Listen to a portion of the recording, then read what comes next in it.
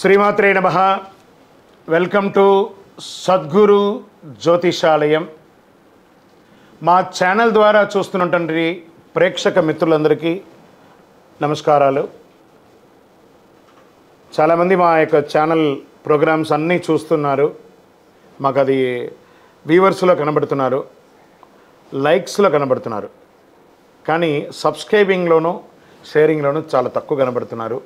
మిత్రులందరికీ ఒక చిన్న రిక్వెస్ట్, మీకు నచ్చింది కదా, జస్ట్ లైక్, సబ్స్క్రైబ్, అలా షేర్ అనగానే మీ యొక్క ఫేస్బుక్లోనూ ఇన్స్టాలోనూ వెళ్ళిపోతుంది కదా, మీ మిత్రులు కూడా తెలిసిపోతుంది కదా.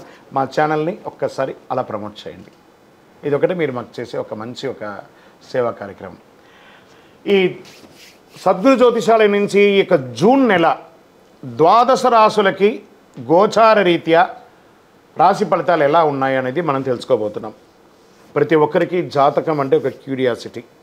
నాకు ఈ నెల ఎలా ఉంటుంది, ఆరోగ్యంగా బాగుంటానా, ఆర్థికంగా బాగుంటానా, నాకు వివాహం అవుతుందా, సంతానం అవుతుందా, ఉద్యోగం ఉంటుందా, ఉద్యోగం పోతుందా, ఈ క్రైసిస్ ఉంది కదా, వ్యాపారం ఎలా ఉంది, రాజకీయంగా నేను బాగుపడనా, ఇలా ఎన్నో ప్రశ్నలతో సతమతమడే ఈ 12 రాశుల వాళ్ళకందరికీ కూడాను ఈ నెల మీ యొక్క రాశి గుణాలు ఎలా ఉన్నాయి, తర్వాత గ్రహాలన్నీ కూడా ఎలా ఉన్నాయి అని కూడా చెప్పబోతున్నాం.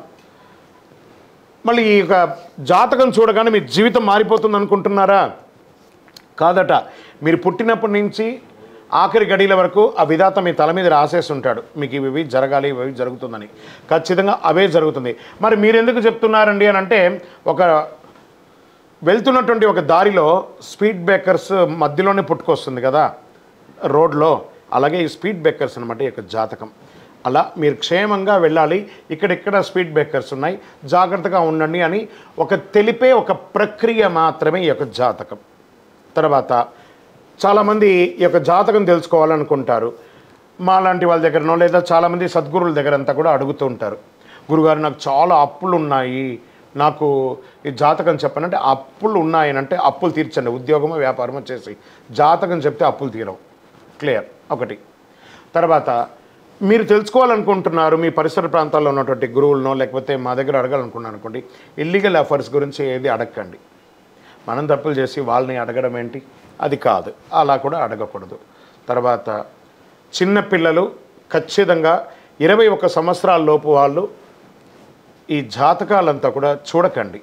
మీరు చదువుకునే విద్యార్థులు చదువుకోండి, మీ చదువు మీద మాత్రమే నమ్మకం పెట్టుకోండి. మరియు ఇంకొక రిక్వెస్ట్, 60 నుండి 65 సంవత్సరాల పై చిలుకు వాళ్ళు దయచేసి జాతకం చూడక్కర్లేదు. ఎందుకంటే 60 సంవత్సరాల్లో మీరు 60 వసంతాలు చూసుంటారు, తెలుగు అన్ని రాసుల్ని మీరు చూసుంటారు. కాబట్టి మీరు దైవానికి సమానం, కాబట్టి మీరు జాతకం తెలుసుకోకర్లేదు. మీ ఆరోగ్యం పట్ల మాత్రం జాగ్రత్త చేసుకుంటాం. రైట్. ఇప్పుడు ప్రతి ఒక్కరికి కూడా వ్యాపారం, మరి ఎవరెవరు చూసుకోవాలంటే వ్యాపారం ఎలా ఉంది, ఉద్యోగం ఎలా ఉంది, సంతానం ఎప్పుడు జరుగుతుంది, వివాహం ఎప్పుడు జరుగుతుంది, ఉన్నత చదువు ఎలా చేయాలి అనేది చూసుకోవడానికి అవకాశం ఉంటుంది. మరి ఆ గోచార రీత్యా 12 రాసులకి ఇప్పుడు మనం తెలుసుకోబోతున్నాం. జ్యోతిషాస్త్రరీత్యా ద్వాదశ రాశుల్లో 9వ రాశి అయినటువంటి ధనుసు రాశి మిత్రులారా, మీరు మూలా నక్షత్రం 1, 2, 3, 4 పాదములు, పూర్వాషాఢ నక్షత్రం 1, 2, 3, 4 పాదములు, ఉత్తరాషాఢ మొదటి పాదానికి జన్మించిన మీరు ధనుసు రాశి వారిగా పరిగణించబడుతున్నారు. ఈ జూన్ నెల రాశి ఫలితాలు మీకు శుభాశుభ ఫలితాలు ఎలా ఉన్నాయి అని చూసుకుంటే, సూర్యుడు సప్తమ స్థానాల్లో సంచరిస్తున్నారు. అనుకూల ఫలితాలని సప్తమ స్థానంలో, ప్రతికూల ఫలితాలని ఇస్తున్నారు. అంగారకుడు పంచమ స్థానంలో ప్రతికూలం, బుధుడు లాభస్థానంలో అనుకూలంగా ఉన్నారు, గురువు సప్తమ స్థానంలో ప్రతికూలం, శుక్రుడు షష్ఠాష్టమ స్థానంలో ప్రతికూలం, శనీశ్వరుడు తృతీయ స్థానంలో అనుకూలం, రాహుకేతువులు దశమ స్థానంలో ప్రతికూలం. ఆదాయం నిలకడగా ఉంటుంది, సంతృప్తికరంగా ఉంటుంది. యాజ్ ఇట్ ఈస్ ధనుసు రాశి వారికి యోగమే, మిశ్రమమైనటువంటి ఫలితాలు పొందుతున్నారు. వ్యాపారం మాత్రం లాభసాటిగా జరుగుతుంది. మొదటి 2 వారాలు అనుకూలంగా ఉన్నప్పటికీ 3-4 వారాల్లో కాస్త ప్రతికూల పరిస్థితులు ఏర్పడుతుంది. చాలాసార్లు ఆలోచించి నిర్ణయం తీసుకోండి. ఉద్యోగంలో సంతోషంగా ఉన్నప్పటికీ పై అధికారుల నుంచి కాస్త ఇబ్బందులు కలిగే అవకాశాలు ఉంటాయి. మీరు సంతృప్తిగా ఉన్నప్పటికీ సహచరులతో, అధికారులతో కొంత జాగ్రత్త వహించి ఉండడం మంచిది. గొప్పగా మార్పు లేదు, దిగడం లేదు. అసహనం ఎప్పుడు ఉంటుంది మీ శరీరంలో, జాగ్రత్త. అన్నదమ్ముల మధ్య ఉన్న విభేదాలు తొలగిపోతుంది. అనవసరమైనటువంటి వివాదాలకి తావివ్వకండి. వ్యాపార స్థలంలో ఆచితూసి వ్యవహరించండి. మీ కస్టమర్ని ప్రేమగా మాట్లాడండి. కుటుంబ సభ్యుల మధ్య ఉన్నటువంటి మాట పట్టింపులన్నీ తొలగిపోయి సుఖంగా ఉంటారు. ప్రారంభించిన పనులు సకాలంలో పూర్తి కాకపోవడంతో ఒక్కొక్కసారి కొంచెం అసహనం చేస్తారు. ఎండ్ ఆఫ్ ద మంత్ దాన్ని అనుకూలంగా చేస్తారు. ఆర్థిక భారం అవన్నీ తొలగిపోయి మంచి అవకాశాలు కూడా రాబోతున్నాయి. మీ యొక్క రుణాలన్నీ తీర్చుకుంటారు. అనవసరమైనటువంటి ఖర్చులు కాస్త తగ్గించుకోండి.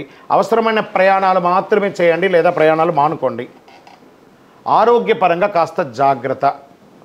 జనరల్ చెకప్, మాస్టర్ చెకప్ ఒకసారి చేసుకోండి.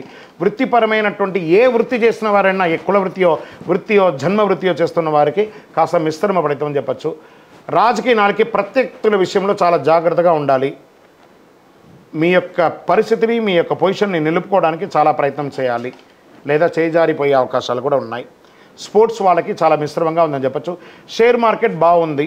మీడియా రంగం వారికి చాలా బాగుంది. ఐటీ రంగం వారికి బాగుంది.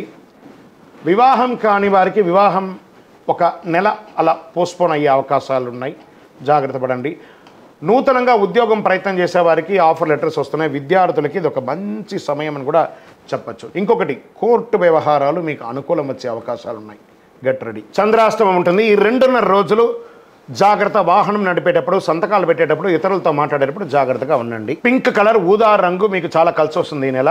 Lucky number 5. శివారాధన మీకు చాలా శుభాలను కలిగిస్తుంది. వ్యాపార పరంగా కూడా ప్రయోజనం కలిగిస్తుంది. బుధవారం చాలా కలిసి వచ్చే ఒక రోజు అని కూడా మీకు ప్రత్యేకించి చెప్పచ్చు. గోచార ప్రకారం మీ యొక్క జాతకం తెలుసుకున్నారు కదా. మీ వ్యక్తిగత జాతకం తెలుసుకోవాలనుకుంటే మీ పరిసర ప్రాంతాల్లో ఉన్నటువంటి జ్యోతిషాస్త్ర నిపుణుల్ని సంప్రదించండి. సద్గురువుని సంప్రదించి మీ యొక్క వ్యక్తిగత జాతకాన్ని తెలుసుకోండి. ఇంకను సకల దోషాలు తొలగి ఇక లేదు గురుగారు మీరు మాతోనే తెలుసుకోవాలని అనుకుంటే మా కింది నెంబర్కి మీ యొక్క date of birth, time of birth, place of birth WhatsApp చేయండి. మా అడ్మిన్స్ మీకు రిప్లై చేస్తారు. ఇంకను సకల దోషాలు తొలగి ఆనందంగా ఉండడానికి నవమూలికా సిద్ధ ధూపంతో మీ వయస్సు ఎంత ఉందో అన్ని దీపాలు వెలిగించండి.